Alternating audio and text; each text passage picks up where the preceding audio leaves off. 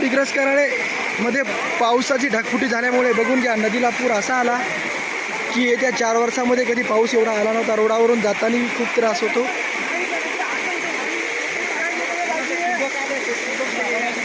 हा राहायचं ठिंबक आले मित्रांनो, घेऊन टाका ते. इथूनच पाईपलाईन करायचं काम दिसायले.